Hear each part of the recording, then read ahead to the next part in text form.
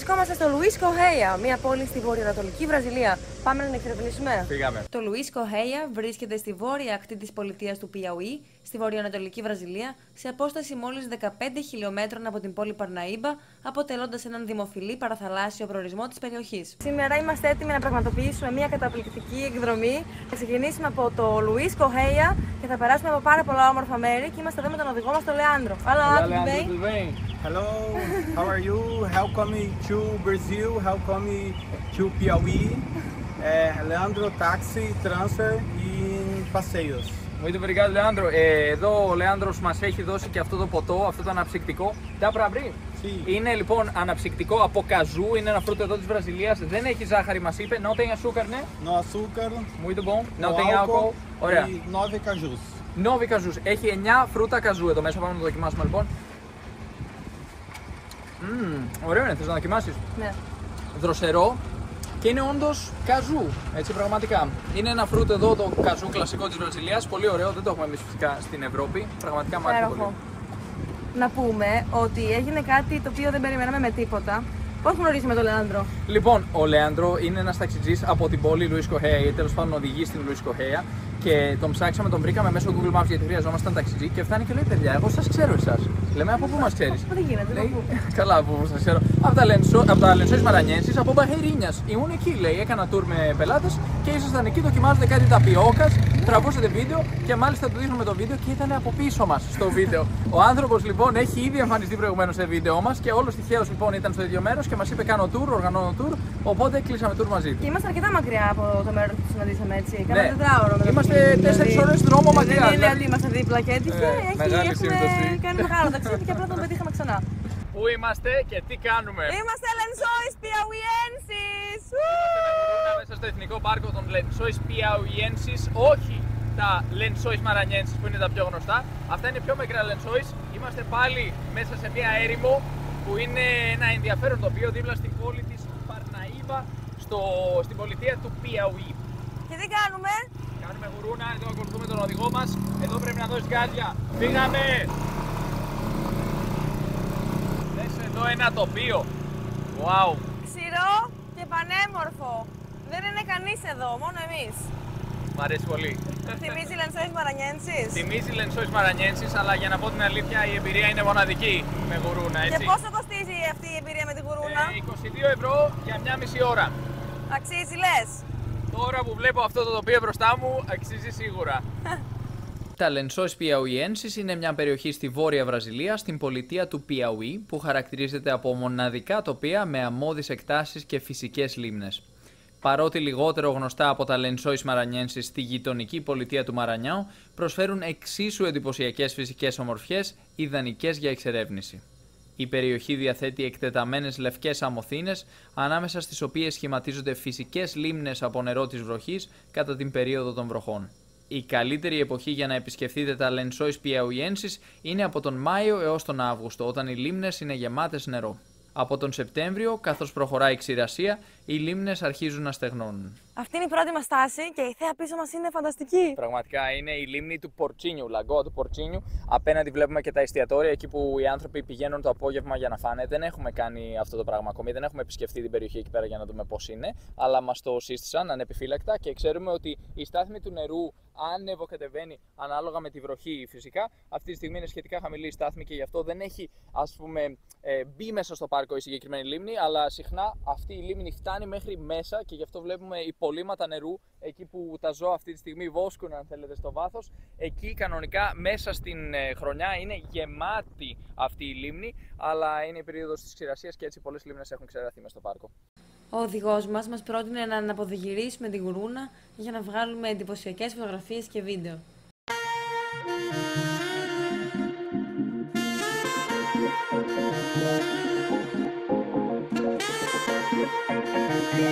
Κάναμε μια καταπληκτική βόλτα πάνω στους αμόλοφους με τη γουρούνα και τώρα κάναμε τη δεύτερη στάση μας για να θαυμάσουμε για άλλη μια φορά το τοπίο.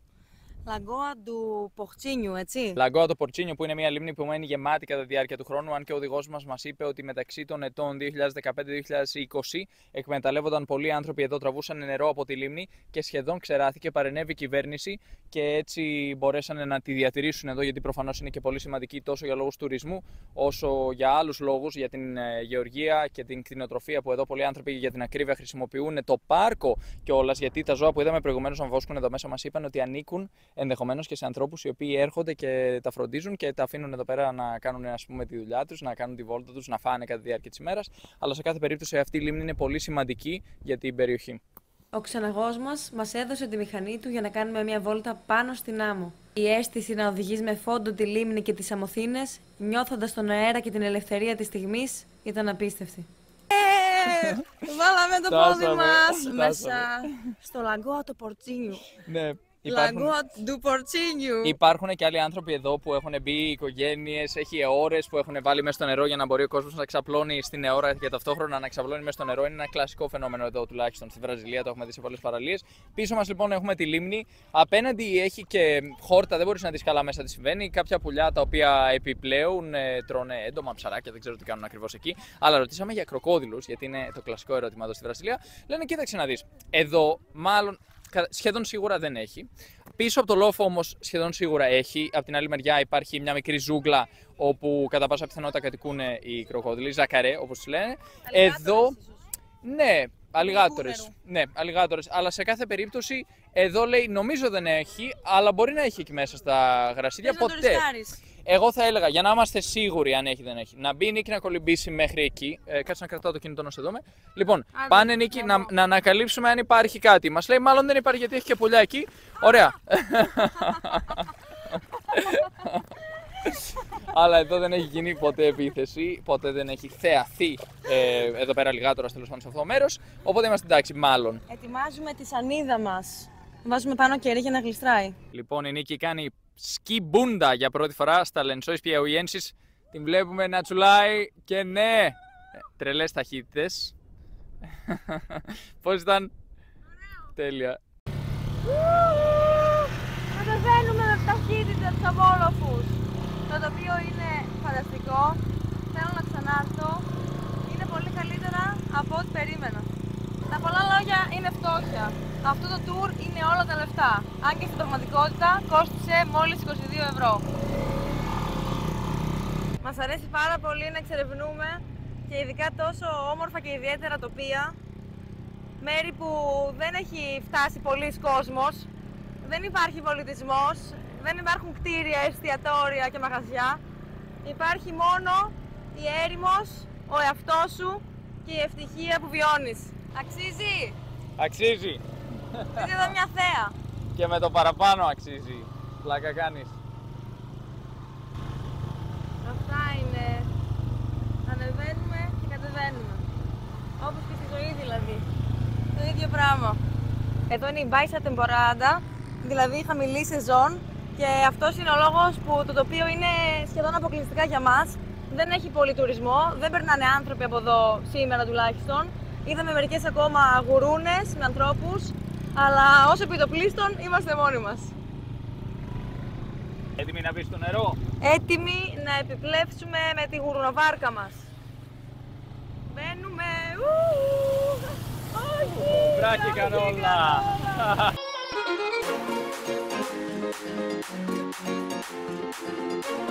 Δεύτερη στάση του tour και είμαστε δίπλα στο ποτάμι, το ποτάμι Portinho. Προηγουμένως βρισκόμασταν στη λίμνη Portinho. Ναι, να πούμε ότι το νερό αυτού του ποταμού είναι ανάμεικτο, είναι γλυκό και αλμυρό ταυτόχρονα. Στο βάθος υπάρχει η θάλασσα. Έρχεται λοιπόν νερό της θάλασσας το οποίο αναμειγνύεται με το συγκεκριμένο ποτάμι, το οποίο συνεχίζει μέχρι τη λίμνη Portinho όπου βρισκόμασταν προηγουμένως. Επίσης καταλήγει και στο δέλτα του Παρανά, άρα είναι ένα μεγάλο ποτάμι, σχετικά μεγάλος ποταμός που έτσι περικλεί εδώ την περιοχή. Να πούμε πίσω μας ότι υπάρχει και ένα μάγκι σέκου όπως το λένε εδώ πέρα. Δηλαδή είναι ένα αποξηραμένο ξεραμένο έλος, ή τουλάχιστον δίνει αυτή την εντύπωση. Υπάρχουν πολλά είδη καβουριού εδώ και δίνει αυτό το όνομα η όψη του, αν θέλετε, που βγαίνουν οι ρίζες από το έδαφος ψηλά και έτσι δημιουργείται μια αίσθηση ότι είναι ξεραμένο το τοπίο, ενώ στην πραγματικότητα δεν είναι ακριβώς ξεραμένο, είναι οι ρίζες και γι' αυτό δεν υπάρχουν φύλλα και κλαδιά, ας πούμε, πάνω του. Να πούμε επίσης ότι αυτή τη στιγμή η στάθμη του ποταμού είναι αρκετά χαμηλή και γι' αυτό οι βάρκες και τα καράβια βρίσκονται κάτω, αλλά σε άλλη περίοδο το νερό βρίσκεται πιο ψηλά και έτσι ανεβαίνουν εδώ, στο ίδιο επίπεδο με την προβλήτα οι βάρκες και μπορεί ο κόσμος να μπει πιο άνετα. Αυτή τη στιγμή βρίσκεται εκεί κάτω. Ναι, αυτή τη στιγμή κάνουν και κάποιες επιδιορθώσεις. Έρχονται δηλαδή κάποιοι άνθρωποι εδώ για να φτιάξουν, να κάνουν επισκευές. Είδαμε έχουν αφαιρέσει διάφορα τμήματα από τα καράβια, από τις βάρκες πίσω και τα επιδιορθώνουν. Αλλά σε κάθε περίπτωση, εμείς τώρα θα φύγουμε, κάναμε μια σύντομη στάση για να ρίξουμε μια ματιά και φεύγουμε. Βλέπουμε εδώ τις ρίζες των φυτών, των δέντρων, οι οποίες βρίσκονται εκτός του χώματος, εκτός της άμμου. Λάσπη φαίνεται να είναι έτσι, είναι αρκετά υγρή και δεν στα καβουράκια. Βρίσκεται, ας πούμε, ένα ακριβώς εκεί δίπλα σε αυτό το μεταλλικό δοχείο ή καπάκι τι είναι. Να το λοιπόν το καβουράκι. Αυτές οι τρύπες εδώ είναι γεμάτες καβουράκια. Πιο αριστερά μπορούμε να δούμε και ένα πιο μεγάλο ή 2-3 τέλος πάντων πιο μεγάλα.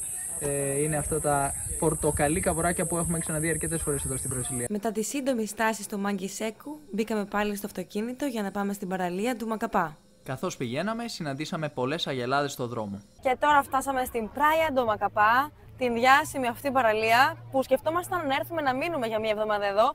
Αντί για το μέρος που μένουμε τώρα, Luis Correia, είναι αρκετά κοντά και είναι αυτό εδώ. Είναι σχετικά κοντά, είναι μισή ώρα δρόμο από το Luis Correia, είναι η τελευταία παραλία του Luis Correia. Αμέσως μετά από εδώ υπάρχει ένα ποτάμι που χωρίζει το μέρος από την λεγόμενη Barra Grande, όπου θα πάμε αύριο να περάσουμε μία εβδομάδα, ένα μικρό παραδεισούλι του kitesurf. Αλλά και αυτό το μέρος θεωρείται παράδεισος του kitesurf. Να πούμε ότι εδώ υπάρχει συνάντηση ποταμού με τη θάλασσα. Μπροστά μας βλέπουμε το νερό της θάλασσας που έρχεται και μπαίνει, εισχωρεί, αν θέλετε, στον ποταμό και σε αυτή την περιοχή, σχηματίζοντας φυσικές πισίνες, πισίνας naturalis όπως τις λένε. Θα πετάξουμε σε λίγο με τον drone για να δούμε αν μπορούμε να τις κοιτάξουμε από ψηλά, γιατί ενδεχομένως να τις έχουμε χάσει κιόλας. Μας είπαν ότι η παλήρια ξεκίνησε, η υψηλή παλήρια στις 9 η ώρα το πρωί και είναι ήδη 12 το μεσημέρι.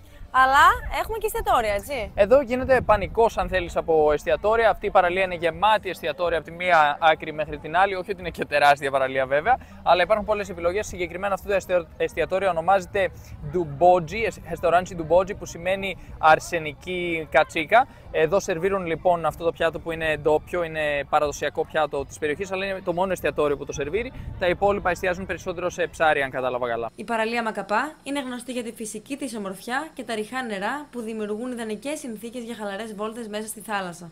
Είναι ένας ήσυχος προορισμός, ιδανικός για όσους θέλουν να ξεφύγουν από τη φασαρία, ενώ η γραφική θέα και οι παραδοσιακές ψαροταβέρνες δίπλα στο κύμα προσφέρουν μια αυθεντική εμπειρία της βορειοανατολικής Βραζιλίας. Έχουμε κάτσει στο μπαρ της Κατσίκας και πίνουμε καρύδα. Είναι πολύ ωραία. Προσοχή, θα φάμε κιόλας εδώ, μεσημεριανό. Μόλις έφτασε το φαγητό, ο Κωνσταντίνος πήρε ένα ψάρι, μια ψαρούκλα μάλλον, τεράστια. Λέγεται πεσκάτα αμαρέλα, δηλαδή είναι το κίτρινο ψάρι. Πόσο κοστίζει? Είναι γύρω στα 12 ευρώ το δικό μου πιάτο, είναι αρκετά μεγάλο, είναι η μεγάλη εκδοχή, υπάρχει μεσαίο και μικρό, πήρα το μεγάλο. Αυτό είναι μακασέιρα ή αλλιώς μανιόκα ή μαντιόκα, δεν είμαι σίγουρος πώς το λέμε στα ελληνικά. Είναι τέλος πάντων ένα πολύ κλασικό πιάτο, η μαντιόκα, το πολύ κλασικό φαγητό. Αυτή είναι η φαρόφα που μας έχουν φέρει μαζί με το φαγητό και μία σος. Κέτσαπ ίσως, δεν ξέρω. Πάντως εδώ έχουμε μπαϊάτζι ντόις, φασουλόριζο, φασόλια με ρύζι, σαλάτα για μένα, φαρόφα και πήρα και ένα παστέου τζι κέιζου. Ναι, το δικό σου βγαίνει γύρω στα 7 ευρώ, αν θυμάμαι καλά, 7-7,5 ευρώ. 7,20 το δικό μου. Θα δοκιμάσω το παστέου τζι κέιζου.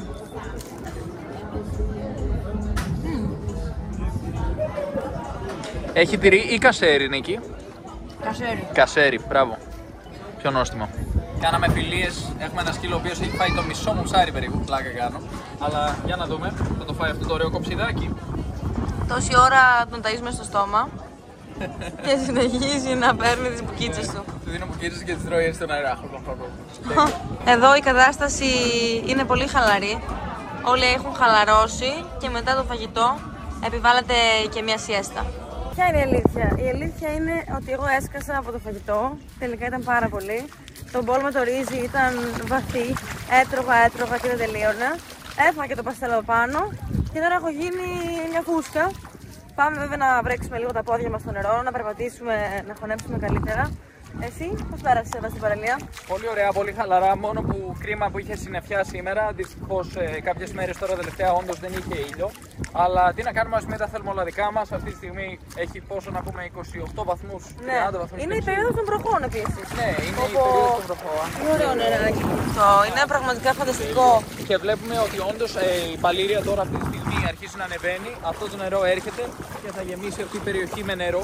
Το αντίθετο συμβαίνει μετά αργότερα. Κάθε μέρα λοιπόν οι άνθρωποι έχουν αυτό το φαινόμενο εδώ, ιδίως στην βορειοανατολική Βραζιλία, γιατί είναι και πιο κοντά στο μεσημερινό και το τοπίο αλλάζει κάθε μέρα. Εγώ θα πω επίσης ότι είναι καλό το ότι έχει μερικά σύννεφα.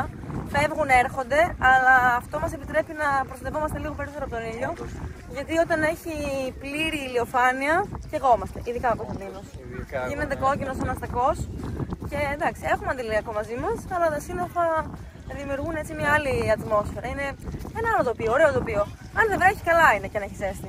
Και τώρα φτάνουμε λίγο πιο κοντά στο νερό. Φαντάζεσαι να αποκλειστούμε από την Παλήρια? Όχι ότι δεν είναι συνήθες φαινόμενο. Εδώ επίσης βλέπουμε ότι μερικοί άνθρωποι κάνουν ρίγκο, μπανάνα, δεν ξέρω πώς να το αποκαλέσω. Θαλάσσια σπορ, έτσι. Βλέπουμε ότι εκεί είναι ένα jet ski το οποίο τραβάει από πίσω το φουσκωτό. Χαλαρώνεις? Τέλεια είναι. Αυτό είναι ένα αξιοθέατο της περιοχής που ονομάζεται Άγβορη Πεντσιάτα. Το δέντρο έχει πάρει το χαρακτηριστικό του σχήμα λόγω της συνεχούς έκθεσης σε ισχυρούς ανέμους, οι οποίοι διαμορφώνουν τα κλαδιά του προς μία κατεύθυνση. Κάναμε άλλη μια στάση στον Φαρό Τζι Βιλιτακί. Ο φάρος του Βιλιτακί δηλαδή ανήκει στην Μαρίνια, δηλαδή στο ναυτικό της Βραζιλίας. Γι' αυτό βλέπουμε και ένα μικρό τυχάκι, απαγορεύεται να περάσουμε από εδώ.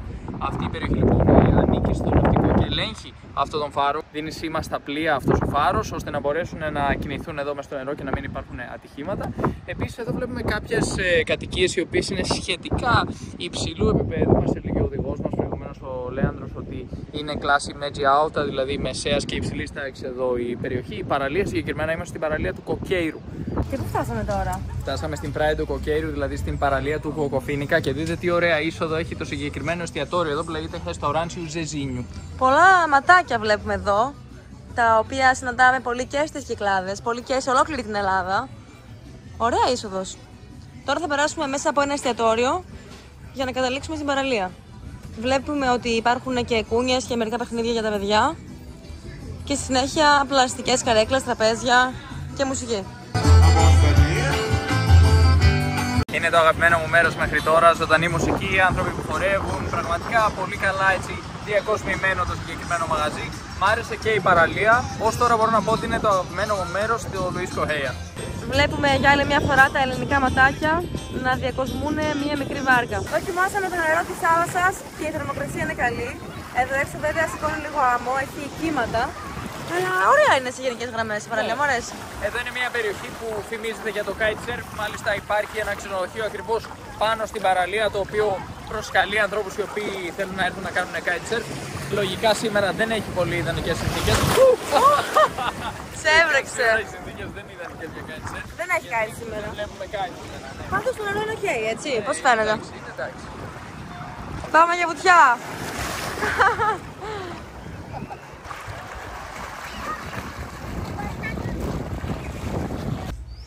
Βλέπουμε ότι πίσω από το εστιατόριο υπάρχει και ένας χώρος με beach volley. Δίχτυ, γρασίδια και όμορφα λουδάκια. Βουκαμβίλιας επίσης έχει. Ναι, και εδώ πίσω υπάρχει η Mansão do Kite.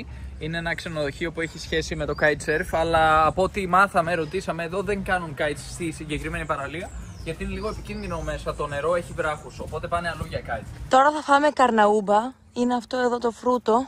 Δεν έχω ξαναδοκιμάσει καρναούμπα στο παρελθόν. Καρναούμπα λοιπόν, δοκιμή.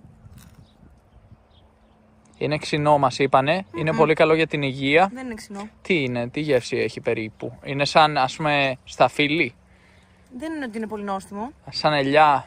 Τι είναι? Πολύ ιδιαίτερο. Πρέπει να δοκιμάσεις. Άντε, εντάξει. Λοιπόν, είναι καλό για το δέρμα, έχει βιταμίνες. Μας λένε ότι είναι πολύ καλό για την υγεία το οδηγός μας, ο Λέανδρος, για να δούμε. Μας είπε ότι έχει πάρα πολλά ωφέλη για την υγεία. Μας είπε ότι δεν είναι καλό, ότι έχει κακή γεύση. Αλλά Ναι. δεν μπορώ να πω ότι είναι κακή. Δεν είναι κακή, απλά δεν είναι και πολύ νόστιμο. Ξέρεις τι μου θυμίζει?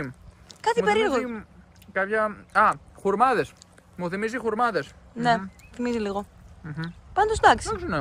Καλό. Μια χαρά είναι. Και τώρα φτάσαμε σε ένα άλλο κομματάκι της παραλίας του Κοκοφίνικα και είναι πάλι ωραίο. Πολύ ευχαριστώ. Ναι, τώρα βγήκε και λίγος ήλιος έτσι σιγά σιγά δηλαδή προβάλλει ανάμεσα στα σύννεφα. Πολλοί άνθρωποι εδώ, πολύ νεολαία κιόλας έχω παρατηρήσει στην περιοχή. Εκεί πιο κάτω είναι και η παραλία του Αταλάια. Εδώ είναι η παραλία του Κοκέιρου ακόμα, του Κοκοφίνικα. Πιο κάτω είναι Αταλάια λοιπόν και κάπου εκεί είναι και το χωριό Λουίς Κοχέια. Από την άλλη μεριά είναι η περιοχή που βρισκόμασταν προηγουμένως, η παραλία του Κοκοφίνικα, η συνέχεια της δηλαδή. Και ακόμη πιο κάτω στο τέλος είναι η παραλία του Μακαπά πριν φτάσουμε στην παραλία της Μπάχα Γκράντζι όπου θα βρισκόμαστε αύριο. Τι ωραία παραλία, η παραλία του Αταλάια, γεμάτη με ανθρώπους αυτή τη στιγμή που έχουν μπει μέσα στη θάλασσα για να απολαύσουν τα κύματα. Φυσικά δεν είναι μια παραλία όπου μπορούμε να κολυμπήσουμε με την άνεσή μας, γιατί υπάρχουν πάρα πολλά κύματα, αλλά μπορούμε να παίξουμε με τα κύματα όπως κάνουν πολλοί μέσα αυτή τη στιγμή. Χοροπηδάνε, πλατσουρίζουν. Πρέπει να είναι πολύ αστείο, ιδίως για τα παιδιά. Θυμάμαι όταν ήμουν παιδί, έκανα πώς και πώς να δω κύματα. Είμαστε το βράδυ έξω και περπατάμε. Υπάρχουν μακρύς δρόμοι, μεγάλα τετράγωνα, καθόλου κόσμος και σε πολλά σημεία σκοτάδι. Αυτό είναι το βραδινό μας. Βρήκαμε ένα μέρος με πλαστικές καρέκλες, τραπέζια, μουσική. Εγώ έχω ένα χάμπουργκερ που είναι με αυγό μέσα, ντομάτα, μαρούλι, κασέρι και φαλόφα. Ένα μπέργκερ με τα ίδια, μια τέλεια αλλά κρέας επίσης. Ναι, με κοτόπουλο συγκεκριμένα. 3,80 το δικό μου, 1,60 της Νίκης. Μπύρα, 2,90. Μια μπύρα 600 που έχουν πάρει πολύ σοβαρά την έννοια του κούλερ εδώ. Για να είναι κρύα.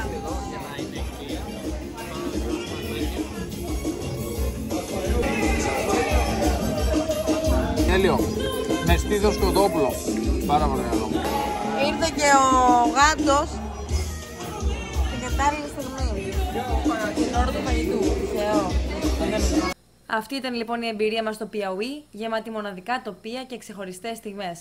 Να σημειώσουμε ότι το συνολικό κόστος του ιδιωτικού τουρ με τον Λεάντρο για όλη την ημέρα ήταν περίπου 64 ευρώ, ενώ το τουρ με τη γουρούνα στα Λενσόις Πιαουιένσις κόστισε 22 ευρώ. Μια αξέχαστη εκδρομή που άξιζε κάθε λεπτό.